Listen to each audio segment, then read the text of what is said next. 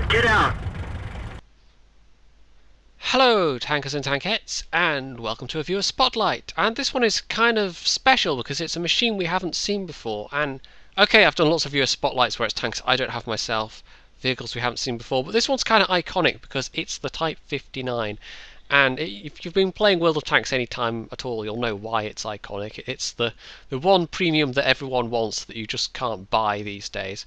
You have to win one in a contest. That is the only way to get a Type 59 now. So yeah, I don't have one. I was actually playing the game. I started playing at the point where you could still buy these, but I think there were like 2 opportunities left from the time I started playing, and at that stage of the game, I knew nothing about World of Tanks, and I certainly wasn't at the stage where I was going to be paying money at all. So it's like, I look back and I think, yeah, okay, if I'd known then what I know now, I probably would have bought one, but on the other hand, I would have been a newbie with a couple of K battles, not even that, with a tier 8 premium, so it wouldn't have been a good idea, especially.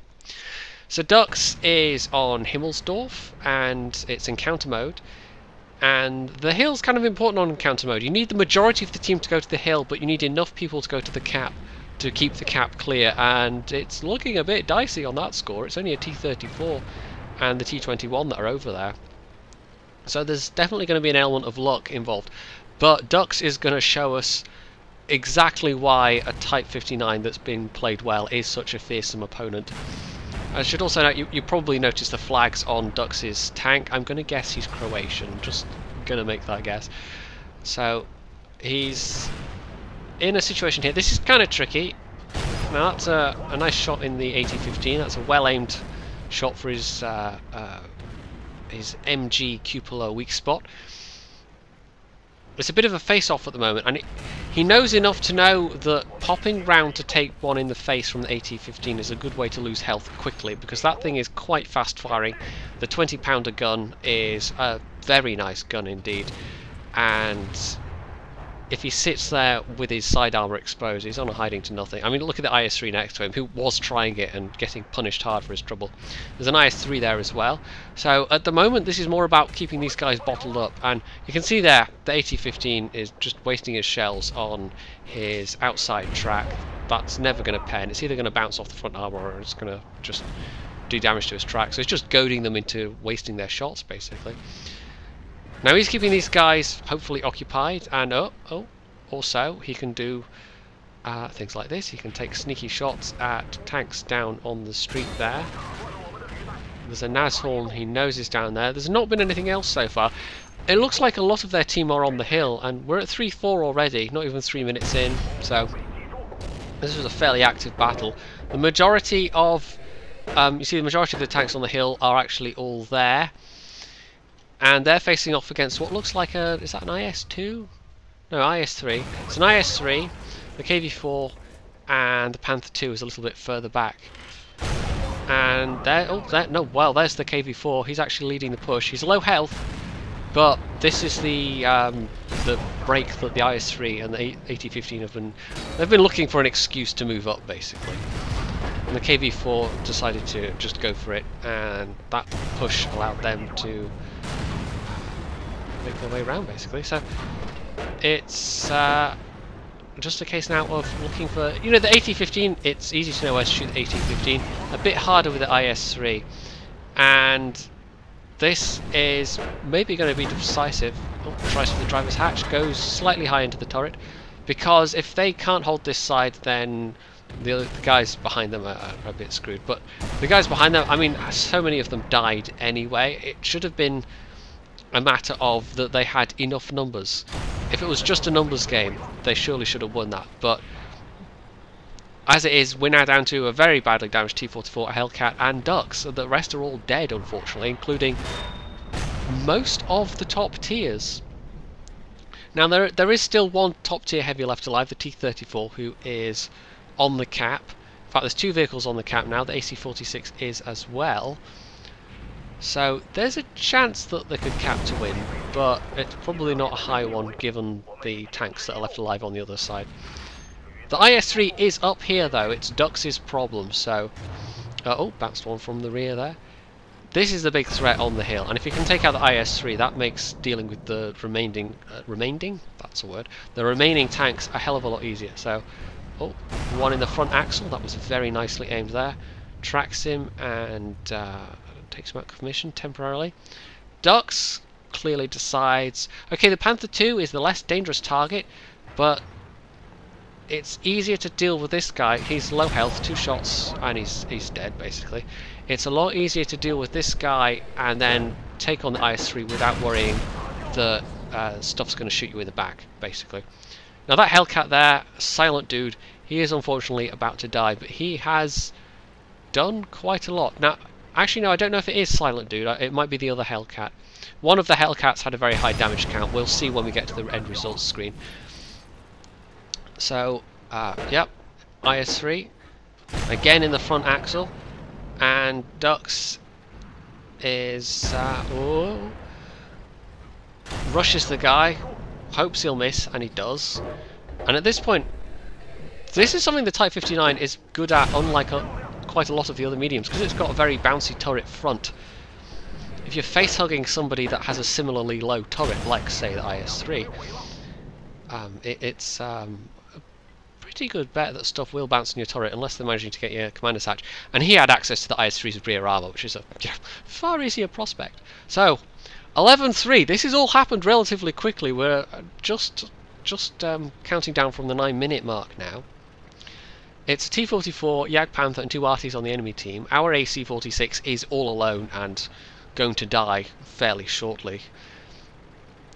Dux has crucially got quite a lot of his health left, and the number of shots that he bounced there, he did pretty well. This is one of the reasons why the Type 59 is such a good all-rounder as a medium, just ignoring the fact that it is a premium tank. A lot of premium tanks are kind of unbalanced in some way, like they've got a good gun but a long reload, or they've got terrible hull armour, or something. The Type 59 has got a bit of everything, and that's what makes it such a, like I said, such a strong opponent when it's played competently, and why it's one that everybody still wants even today. So he's in with a very good chance here, even though it's 1 versus 4. The nature of the 1 versus the nature of the 4 that he's facing means he can carry this, and he's up till now he's displayed, you know, a fair amount of competence. He knows what he's doing. He knows where to aim. I think there was only one moment of hesitation up on the hill where he could have. There was a bit earlier where there was the IS-3 he could have rushed, but he's in with a good chance at this point. So one in the Jagdpanther, who is facing this way. T-44, we don't know. Oh no, there he is. Who actually pulled forward a bit, and that was ammo rack damage. That's unfortunate. That T-44 was clearly not a bad play. He'd racked up 4 kills. I think his final score was okay, and that was a bounce off the frontal armor.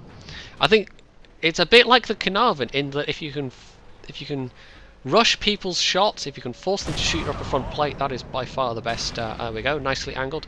By far the best outcome. Now he clearly pegged. He saw the counter ticked off and. Clearly pegged that the Jagdpanther was going to try and come up behind him, and we can guess the same thing about the T-44. That's kind of obvious information. This is why looking at the counter is useful. Now that's both artillery behind him, but he wants to deal with the T-44 first, because yes, artillery could both one-shot him. Woohoo, that was close. But the T-44 is the much more kind of accurate, faster reloading tank, so if he can deal with this guy first, then so much the better. And that was another close splash. And hello, M41. So we'll deal with that guy, because one of those in the side, there's no way he's going to dodge that. This is all... You definitely have to keep your nerves at this stage of a match, and this is all kind of...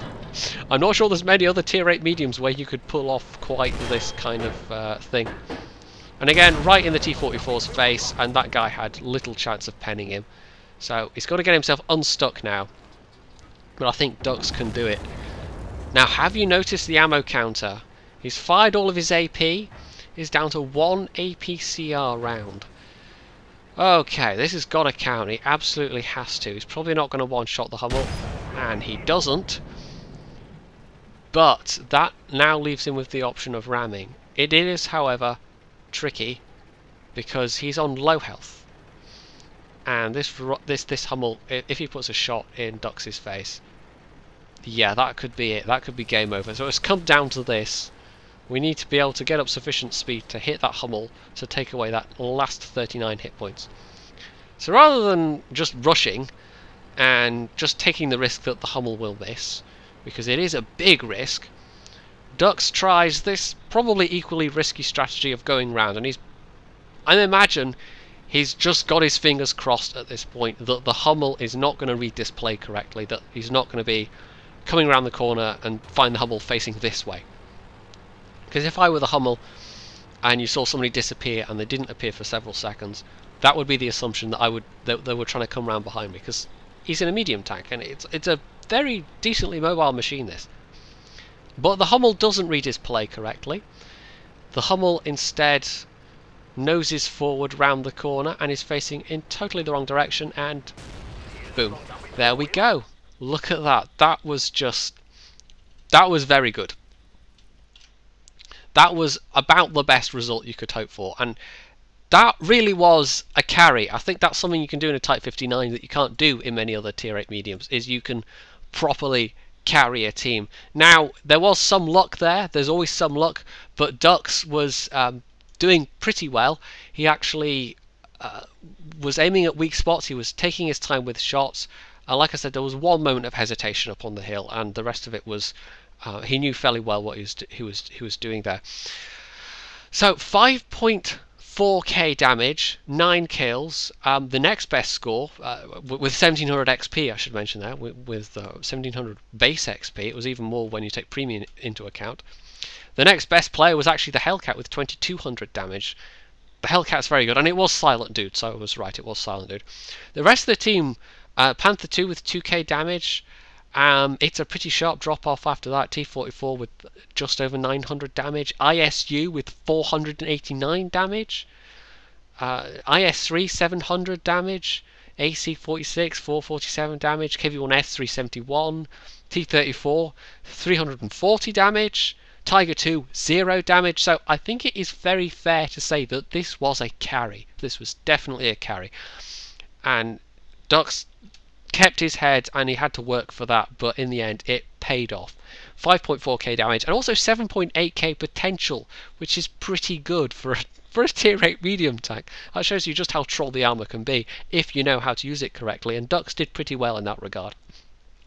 So Type 59, it's iconic for a reason, and I thought this was a pretty good one to, you know, it's one of those tanks where it's like the Cromwell or the Hellcat or the T29. I'm sure there are lots of people who have lots of very good games in the Type 59, and this is indeed a very good game, and I thought this would be a good one to show off to you guys and gals just what the Type 59 is capable, because it's one that evokes a lot of curiosity and possibly envy if you don't actually have one yourself.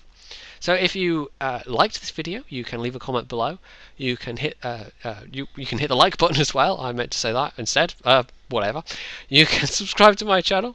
You can check out my Facebook page, and of course, as always, stay tuned for more.